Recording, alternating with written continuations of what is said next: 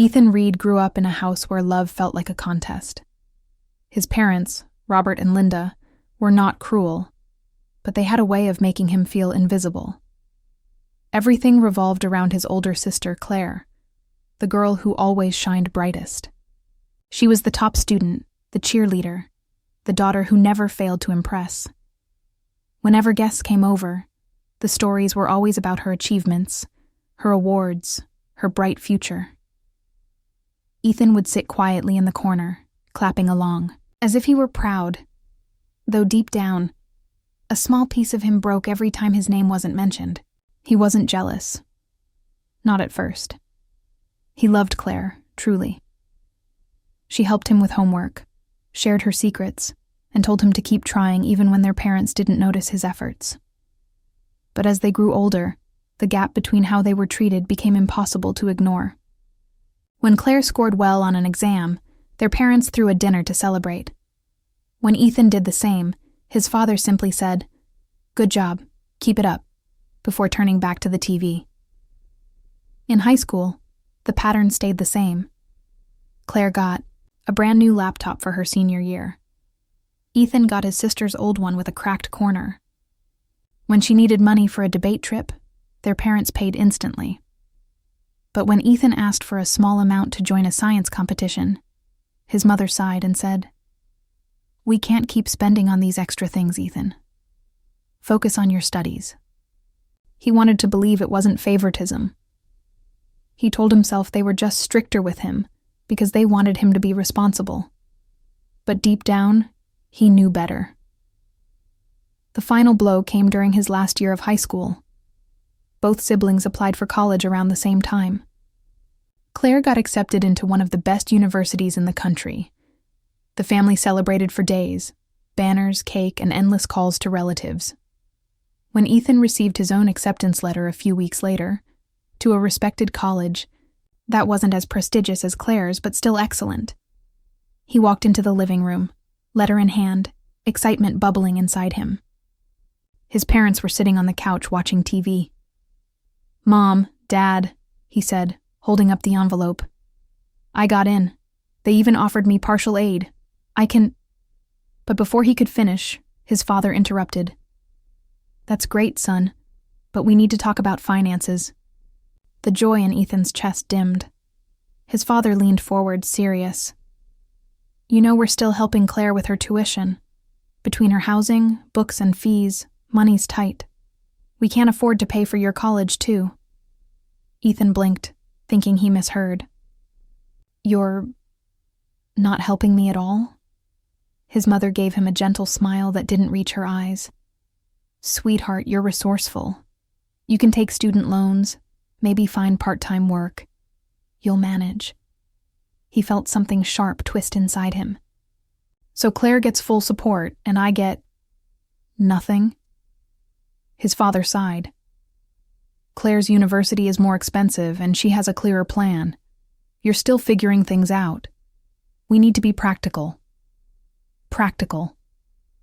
That word echoed in his head long after they left the room.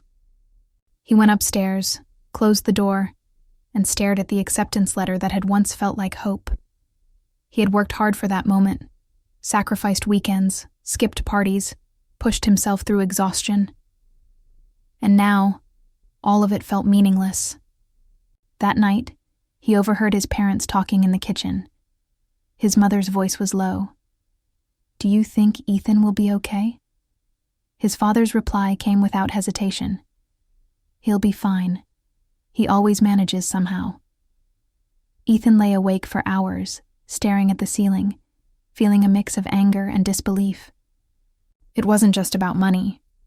It was about what it meant. They didn't believe in him. They didn't see his potential. To them, he was capable, but not worth investing in. The next morning, Claire came into his room, her eyes full of concern. "I didn't know they said that," she whispered. "I'll talk to them." He shook his head. "Don't. It's not your fault." She hesitated, guilt written across her face. "Ethan, you can still do this. You're smarter than you think." Her words were kind, but they didn't fix the hollow ache in his chest. He didn't need sympathy. He needed someone to believe in him. Days turned into weeks, and graduation approached. The house buzzed with excitement, but not for him. His parents were planning a big dinner for Claire's upcoming college orientation. His own graduation day felt like an afterthought. On the morning of the ceremony, Ethan put on his gown and tie by himself. He looked into the mirror and tried to feel proud, but all he could see was the reflection of someone who didn't belong. Downstairs, his parents were already dressed.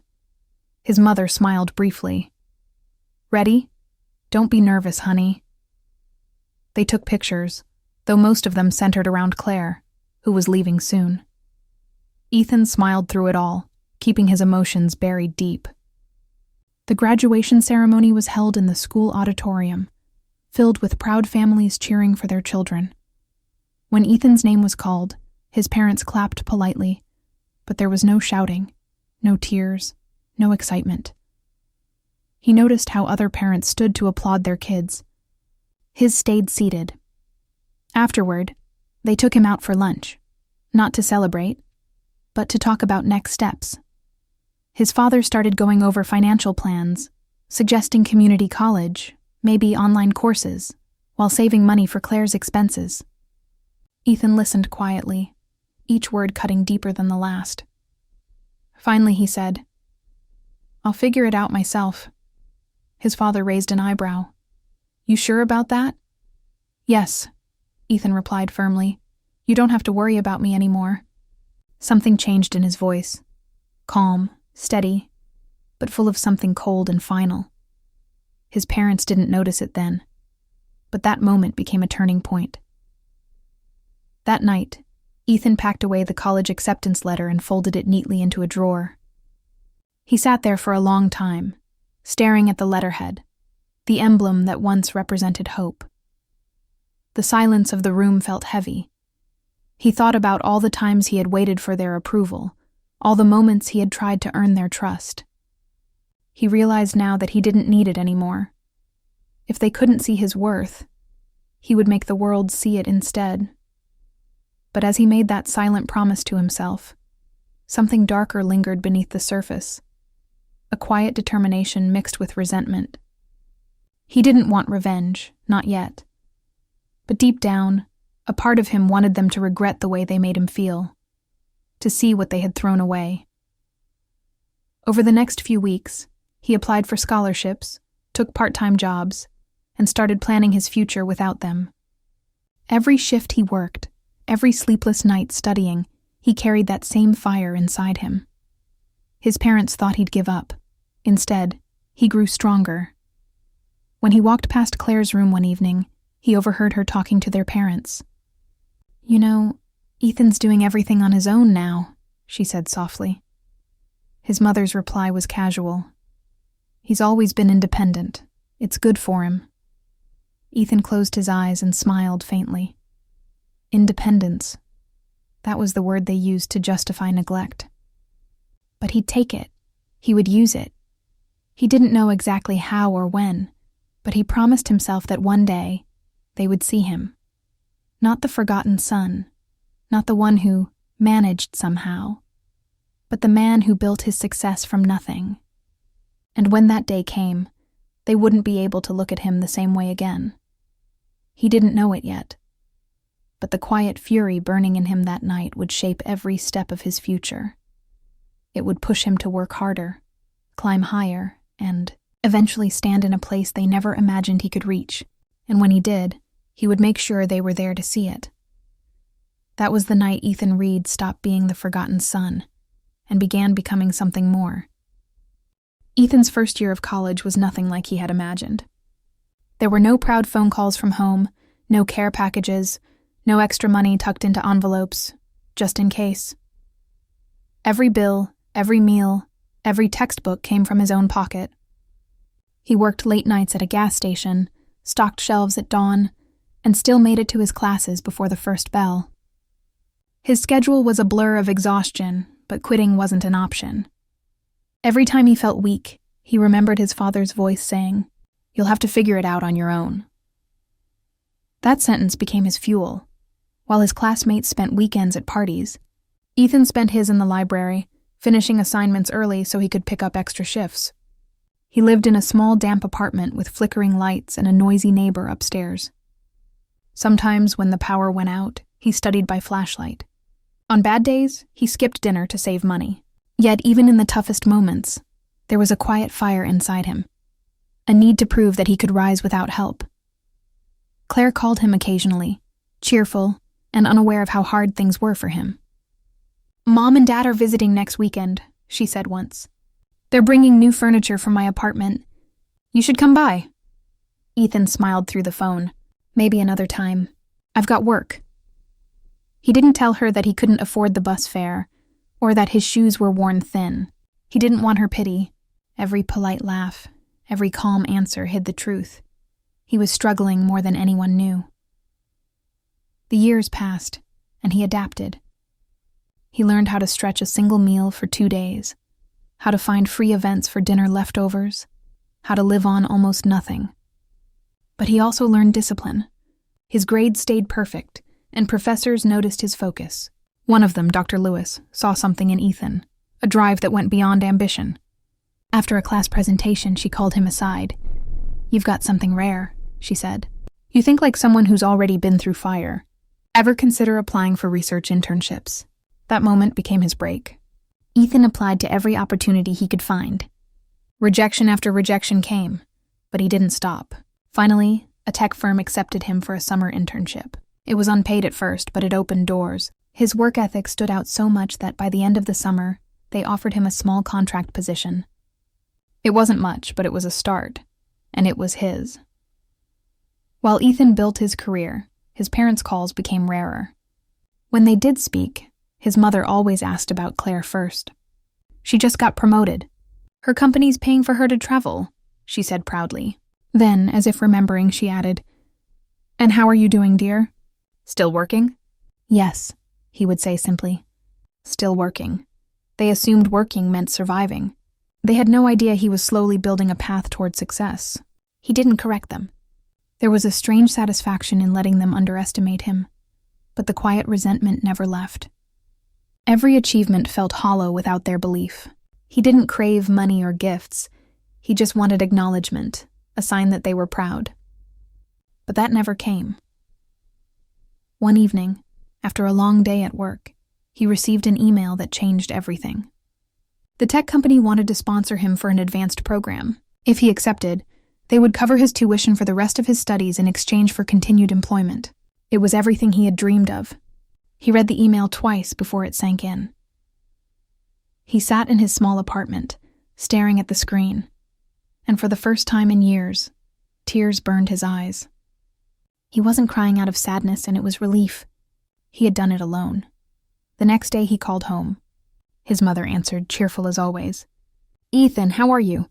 "I got a full scholarship through my company," he said, trying to sound calm. "They're covering the rest of my education." There was a pause. "Oh," she said finally. "That's great, dear. I'm glad things are working out." Her voice was polite, almost distant. Not excitement, not pride, and just acknowledgement. The call ended soon after. Ethan sat there, phone still in his hand, and realized that nothing he ever did would be enough for them. So he stopped trying. From then on, he focused entirely on himself. He rose quickly in his company, taking on projects that others avoided. His mentors trusted him. His colleagues respected him. He learned leadership, communication, and patience. Skills that turned him from a quiet worker into a confident professional. By the time he finished his degree, Ethan had built a life that was completely independent. He wasn't rich, but he was stable. He had saved enough to move into a better apartment, buy his own car, and finally live without counting every penny. Meanwhile, Claire's calls changed. She still talked about her achievements, but now there was a hint of surprise whenever Ethan mentioned his. "You're managing all that by yourself?" she asked once. "Yes," he said with a small smile. "By myself." Their parents remained distant. They sent occasional messages, birthdays, holidays, the usual. They didn't ask about his job or his plans. It was as if his life had become a quiet side note in their perfect family story. Then one day, while scrolling through social media, Ethan saw a post from Claire. It was a photo of her graduation, his parents standing proudly beside her, holding a banner that said, "Congratulations, Claire." His mother's caption read, "So proud of our daughter, the brightest in the family." Ethan stared at the picture for a long time. Not out of envy, but disbelief. After all these years, they still saw him as the lesser one. It was almost laughable now. He closed the app and looked around his office. Clean desk, glass windows overlooking the city, his name on the door. He had built this life piece by piece, with no one's help but his own, and they had no idea. That's when the idea came. He didn't want revenge in the traditional sense, no shouting, no confrontation. But he wanted them to see him, to face what they had done, to realize what they'd missed. So when his university invited him to the graduation ceremony for his delayed degree completion, he decided to attend. It would be a quiet moment of closure, or maybe something more. He thought about sending them an invitation, but a part of him hesitated. What if they didn't come? What if they came and still didn't care? Yet deep down, another part whispered, "Make them see." He typed the message carefully. "Graduation's next month. Thought you might want to come. There's something you should see. Simple, neutral." But it carried weight. A few hours later, his mother replied, "Of course we'll be there. We're proud of you, Ethan." The words should have made him happy, but they didn't. They felt empty, the kind of pride that only appears once success is undeniable. In the weeks leading up to the ceremony, Ethan prepared his speech. The university had asked him to say a few words as one of the top graduates. He wanted to make it meaningful, not bitter but honest. He wrote about perseverance, independence, and second chances. Every line reflected his journey, though he never mentioned names. As the day drew closer, he couldn't ignore the storm inside him. Part of him wanted to forgive them, to let go of the past, but another part wanted to watch their faces when they realized how wrong they'd been. He struggled between two emotions, peace and payback, neither fully winning. He spent long nights thinking about what revenge really meant. Was it about hurting them, or showing them he had survived without them? Could proving them wrong ever erase the years of being invisible? He didn't know, but he knew he was ready to find out. When the morning of his graduation arrived, Ethan stood before the mirror in his cap and gown. His reflection looked calm, but his heart pounded. He thought about the years of struggle, the sleepless nights, the loneliness that had shaped him. He had come this far not because of them, but in spite of them. He took a deep breath, picked up his keys, and walked out the door. This day wasn't just about a degree. It was the day his parents would finally see who he had become. And the son they had underestimated would be the one standing on that stage. Not with anger, but with quiet triumph. Whatever happened next, Ethan knew one thing for sure. He would never again need their approval to feel worthy. The morning of graduation arrived with clear skies and a soft breeze that carried the scent of spring. Ethan stood in front of the mirror, dressed in his black gown and cap, the golden sash neatly placed over his shoulders. For years he had dreamed of this moment, not just for the ceremony itself, but for what it represented. Every sleepless night, every lonely meal, every time he doubted himself, it all led here. Today he would stand in front of the people who once told him he wasn't worth investing in. Today they would see the man they had overlooked. As he walked through the university campus, he noticed proud families taking photos, students laughing and hugging, confetti already floating in the air. It was a day of joy, and for the first time in years, Ethan felt like he belonged. But deep inside, a quiet storm brewed, a mixture of pride, hurt, and uncertainty. When he spotted his parents in the crowd, his heart skipped. Robert and Linda stood near the seating area, dressed neatly as always, their expressions uncertain but curious. Claire was with them, smiling brightly, waving when she saw him. He returned the wave politely, but inside his thoughts were racing. They had come. After all the years of silence, they were here, not because they had always believed in him, but because now they couldn't ignore him anymore. The ceremony began with the usual speeches and applause. Ethan listened as the dean spoke about resilience, success, and the value of perseverance. Every word felt like a reflection of his own story. When his name was finally called, he walked across the stage with steady steps, the weight of his past lifting with each stride. The auditorium echoed with claps and cheers. His parents clapped too, though their faces held something new, confusion mixed with realization. They hadn't known about his awards, his accomplishments, or the leadership title beside his name. For the first time, they were seeing the version of Ethan they had never imagined. The son who didn't just survive, but thrived. As he accepted his diploma, Ethan felt a rush of emotions, pride, pain, and quiet satisfaction. But this wasn't the end.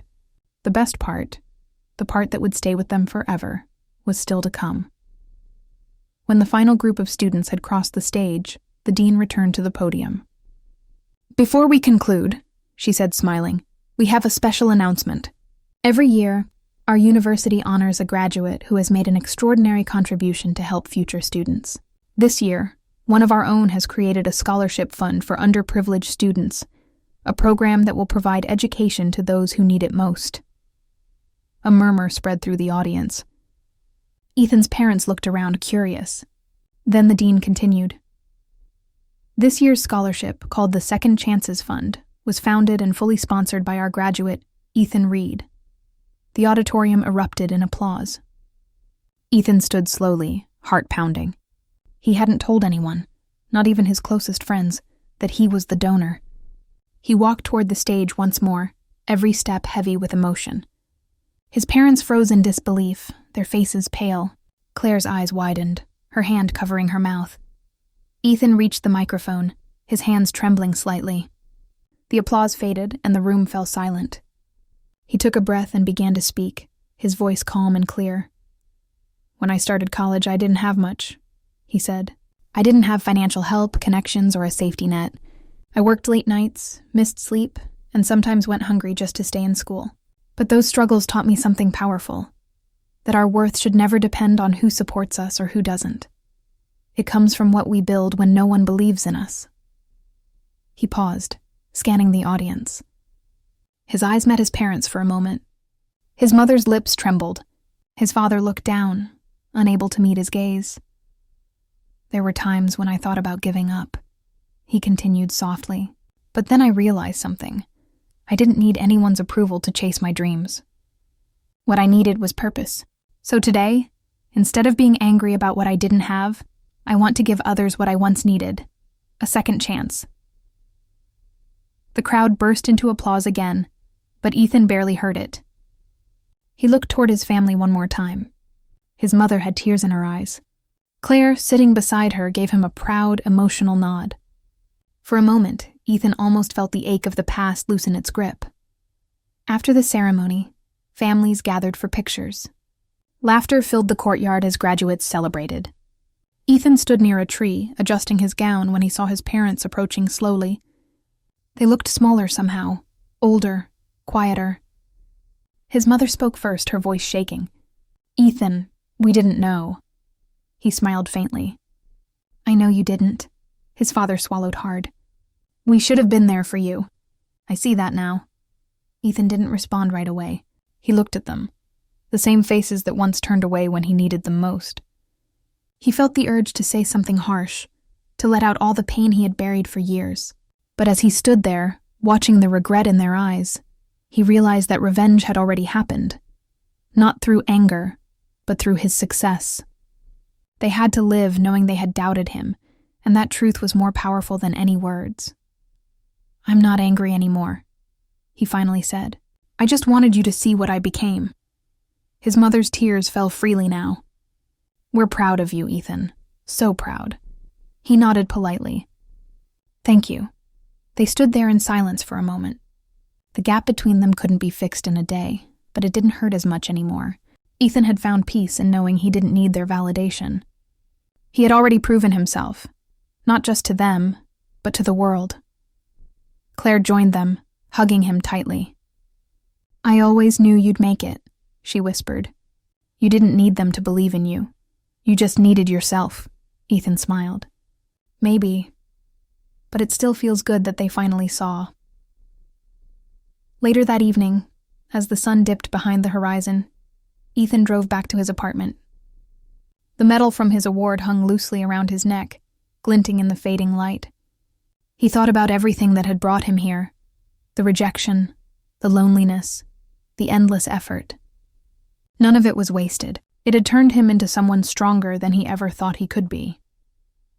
He stood on his balcony, the city lights flickering below, and felt a deep sense of calm. Revenge, he realized, didn't always mean hurting someone back. Sometimes it meant succeeding so quietly and gracefully that those who hurt you were left to face their own guilt. He hadn't humiliated his parents. He hadn't shouted or accused them. He had simply lived well, and that was enough. For the first time in years, the bitterness inside him was gone. What replaced it wasn't triumph or pride, and it was peace. He finally understood that the best revenge wasn't making them regret their choices. It was proving that their choices couldn't stop him. He looked up at the stars, whispering to himself, "They'll remember today, not because I got even, but because I rose above." A soft smile crossed his face. The past didn't define him anymore. It had shaped him, yes, but it no longer controlled him. He had turned pain into purpose. And in doing so, he had won something far greater than revenge: freedom. The city hummed softly beneath him, alive and endless, just like the possibilities ahead. Ethan took one last deep breath, feeling lighter than he ever had before. The boy who once begged for approval was gone. In his place stood a man who had built his own future, one no one could take away. And as the night sky stretched above him, Ethan whispered a quiet goodbye to the hurt that had once driven him, knowing he would never need it again.